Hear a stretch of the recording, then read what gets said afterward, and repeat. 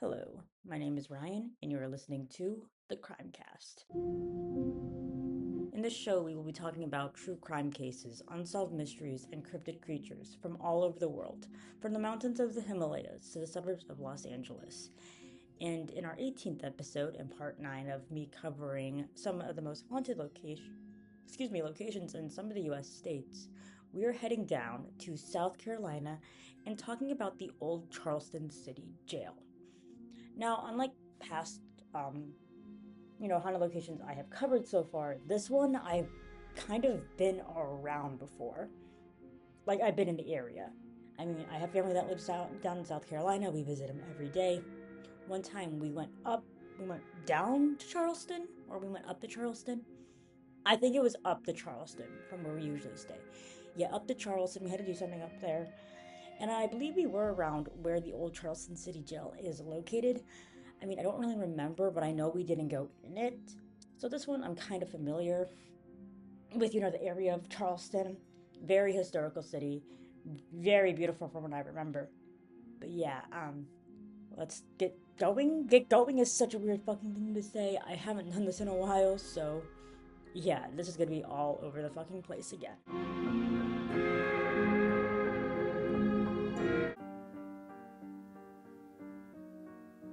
So we're in the Old City Jail now, here on the corner of Magazine and Franklin Street. Built in 1802, this was used consecutively as a jail until 1939.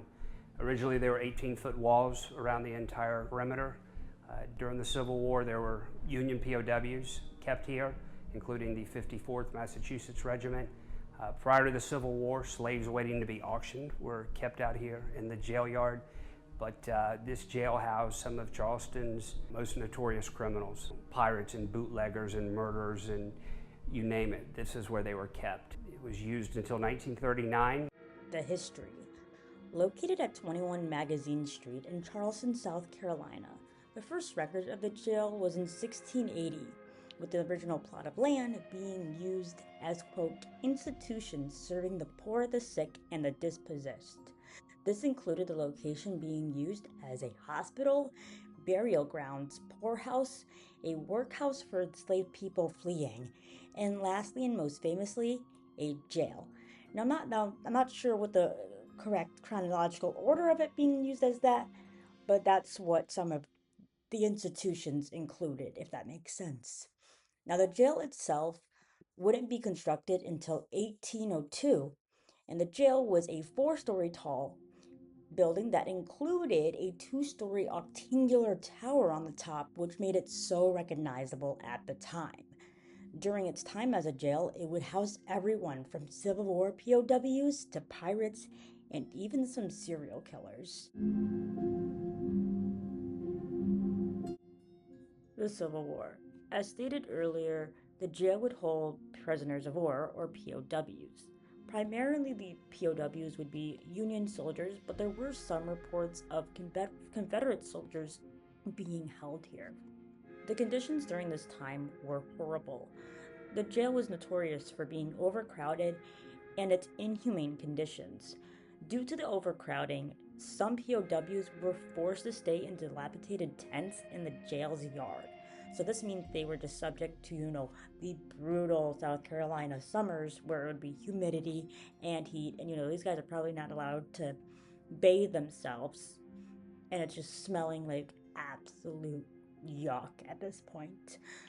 The most famous POWs held at the prison were the African American soldiers from the 54th Massachusetts Infantry Regiment after their capture during the Battle of Fort Wagner. Now, I really couldn't find much about any POWs dying here, but that definitely probably happened because some of these POWs even said, they heard the ghost. But we'll get into that later on. Now, alongside having POWs being held at the Old Charleston City Jail, it also held one of America's most famous serial killers. Between the years of 1819 and 1820, the jail housed who is believed to be one of America's first known female serial killers, Lavinia Fisher. Lavinia, alongside her husband John Fisher, were members of a, quote, large gang of highwaymen who operated out of two houses, end quote. The couple operated one of the houses, an inn, just 6 miles outside of the city of Charleston, called 6 Mile Wayfarer House. While the couple was running the inn, people would start telling the local sheriffs that some of the guests, after staying at the inn, would disappear, never to be seen from or heard of again. But due to the lack of evidence and the couple being very popular around the city, nothing really happened. Now, according to the locals, they believe that Lavena would invite mainly lone travelers to the inn for something to eat. During this time, she would start to ask them questions to figure out how much money the guests were carrying or even had. Lavenia would then give them tea with either poison or a sleeping draught in it before they went to bed. After the men would enter the room, which ended up being a trap room, during the middle of the night, the bed in which they would sleep in would drop its occupants into the secret spike-filled room. If the victims didn't die right away, John would just beat them to death. Now, it is believed that two quote-unquote victims actually escape. In February of 1819, according to the Charleston Post and Courier, a vigilante gang went to visit the 6 Mile Wayfarer House in efforts to stop the gang's activities happening at the inn. It's unknown what happened while the vigilantes were at the inn, but we do know that after whatever the group did, they returned to Charleston, leaving David Ross to guard the area. The next day, David would be attacked by two unknown men and taken to one of the houses. It's unsure if it was the 6 Mile house or even another inn owned by the gang. While there, he looked towards Lavena for help, but instead, she choked him, then smashed his head through a window. David managed to escape and had alerted the authorities. It is believed that between David's escape and the Fishers' arrest, another man was able to escape. John Peoples was making his way to Georgia and asked if the Fishers had any rooms left. Lavena told the man they had no rooms, but was welcome to join them for tea anyways, which John didn't like. He hated tea, apparently. During this time, John was able to dump out the tea without Lavena noticing. Of course, thinking she had drugged the man, Lavena started doing her usual interrogation, in which she informed John that they did, in fact, have a vacant room. Feeling suspicious about the questions Lavena started asking him, John would end up sleeping on a wooden chair located in the corner of the room. During the middle of the night, John heard the sound of the bed collapsing and had discovered the Fishers' plan. Seeing this, John left and once again notified the authorities. Trial, escape, and death. Lavena and John would be arrested sometime in 1819 and would be jailed in the Charleston City Jail until their trial, which would take place in May of that year. The couple pleaded not guilty to their crimes, though their co-conspirators would be released on bail. The jury, during their trial in May, would find the Fishers guilty of highway robbery, a capital offense at the time, though the judge would allow for appeal, with the couple's next court date being set for next January in 1820. During this time, the couple actually would share a cell together and started making their plan of escaping. On September 13th, the couple would try and make their grand escape. Their escape would fail after the rope, which was made out of prison linens. This would leave Lavena left in the cell and John outside. John, instead of escaping, would turn himself back in. After their failed escape, the couple would be housed separately until their trial. On February 4th, 1820, the couple would be found guilty of their crimes, and both were sentenced to be hung. On the day of their execution, John would accept the counsel of local Reverend Richard Furman. This basically appointed Reverend Furman as a defense attorney at the time, as an attempt to repent. In a letter that John wrote, he believed that since he has now become a Christian, he could not be executed with a lie held to his account. As for Lavena, she would decline the counsel. On the day of their trial, Lavena would wear her wedding dress with the hope that she, as a married woman, would not be hung. The judge, who was presiding over the execution, would simply state that John shall be hung first. And since the law at the time stated that a married woman could not be executed, but there was no law saying that a widow could not be executed. So basically the law said, if a woman is married, she can't be hung. But there was nothing in the law saying that a widow could not be hung, if that made sense.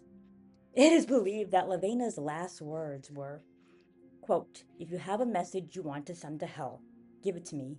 I'll carry it," end quote, before she threw herself off the scaffolding rather than allowing the hangman to do the job. And lastly, let's talk about the pirates that were also housed at the Old Charleston City Jail. One of the most famous pirates to be prisoned at the Old City Jail was Jacques Alexander Tardy, aka Tardy the Pirate. Now, unlike most well-known pirates at the time, like Blackbeard and Steady Bonnet, Tardy was, quote, unsuccessful and an atypical pirate, end quote. He would mainly poison ships' crews and just steal the vessels. Tardy would spend about 2 years at the Old City Jail after being convicted for conspiracy to steal a pilot boat. He was not hung while at the jail. The last hangings and closing. Daniel Duncan would be the last person to be hung at the jail in 1911, after being convicted of murder. Shortly after his hanging, the gallows would be dismantled and then removed. Now, it's unsure when the jail officially closed its doors, but we do know that a playground was built in the jail yard with around 11 feet of the original wall being removed to add more sunlight, with those bricks then being used to build apartment buildings that are located directly across from the jail. After around 136 years, the jail would officially close its doors on September 16th, 1939. Now, I know that just contradicted the last thing I said, but I think this means like no one was allowed inside anymore. I'm unsure what happened between 1911 and 1939. The jail would remain untouched though for 40 years before becoming a museum in the late 70s. Then in 2004, the Housing Authority, who had owned the jail, would sell the jail to the American College of the Building Arts. The building is now used today as a learning tool for the college, while also being renovated and restoring the jail to what it once was. Now let's get into who still haunts the halls of the Old Charleston City Jail. Just like any haunted location, and many of those we have covered so far, many visitors to the jail report seeing shadow figures, full-body apparitions, objects moving on their own, disembodied voices, and once in a while, a door slamming shut. The most popular / well-known apparition that guests and visitors see is that of the serial killer couple Lavena and John Fisher. Many report seeing Lavena wandering the halls in her wedding dress, while others hear her voice repeating her last words. One guest even said they saw the figure of John. Later on, during the same tour, a woman felt a tug on her hair and asked if anyone had seen anything. The rest of the group reported they had not seen or heard anything. After a couple more minutes, the woman then felt someone's hands wrap around her neck. She was unable to breathe, and the tour guide believed that she was going into cardiac arrest.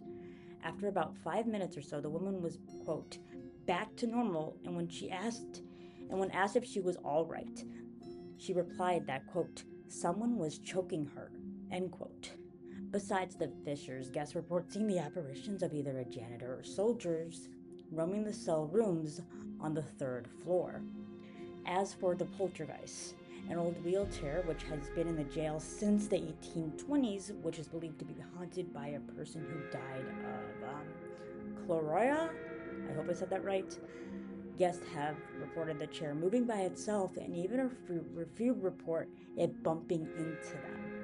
The last spirit we are going to talk about is the spirit of a little boy. The little boy, who seems to not have any name, has been seen, heard, and felt in the jail's morgue. Guests report having pebbles put into their pockets or thrown at them, depending on how the little boy is feeling that day. Guests have also felt cold spots around their waist, where a child would be. Stories like Lavinia's draw paranormal investigators to the jail. People have even seen her spirit wearing white. Nick McGurr is the owner and lead investigator of Stories in the Cemetery. He witnessed something he can't explain. We did have a very specific instance that occurred there where one of my team members passed out. And it was almost like okay, this is not a normal thing for this specific person. We got them feeling better. A few minutes later, they looked at me and said, "Yeah, you're gonna put me back, aren't you?" "Yes, I'm gonna put you back in the exact same spot where I placed you before." So, put them back, and it happened again within about a minute and a half. McGurr says people see spirits and feel them here. I've had many guests in the past tell me about it. They've been pushed, they've had scratches. You know, these are not things to be toyed with. There might be some darker spirits. McGurr said he was outside the building when he received many names through a device called a spirit box. Just one more unexplainable event. And this was episode 18 of the CrimeCast and part 9 of me covering a haunted location in some of the U.S. states. In this episode, we headed down south to the Old Charleston City Jail. And in our next episode, and the final episode of season 2 of the CrimeCast, we will be exploring the famous Bell Witch Cave in Tennessee, where even President Andrew Jackson had an encounter there. Alrighty, so plan of action, kind of planning out the next few episodes of the CrimeCast. This one, of course, being released by the end of this month, being May. Next episode right after will be the Cryptid Creatures Iceberg. I think it is tier 5 or 6 we're on now. Not 100% sure, don't quote me on that. Or maybe, yeah, I think we're tier 5. So that's going to be out immediately after, not like right after, but hopefully in June. And by July, hopefully have the final episode of season 2 of the CrimeCast out. So that's the timeline. Now, what is season 3 going to be about? I have officially decided season 3 will be about serial killers. Of course, there's a whole array of ones that I could choose from, and I've only picked 2 to cover so far. I'm planning on either doing 3 or 5 episodes for season 3. Of course, I know there's tons of serial killers out there, but I just feel like that one should just be more low-key. So we're just going to do about 3 to 5 episodes for season 3, and hopefully the first episode of season 3 gets released by the end of this year, being 2026. Now, the 2 serial killers that I have solid in plan is going to be John Wayne Gacy and Ted Bundy. I just have to figure out the 1 or 2 I want to cover after them. Like I said, that one's going to be more low-key for the episodes, not doing 10 to 9 episodes like the past 2 seasons. Hopefully also by the end of the year, I maybe finish the Cryptid Creature Iceberg, and that way for next year, or even if I get it done before the end of this year, doing a whole compilation of all the tiers, and of course, re-editing all the tiers.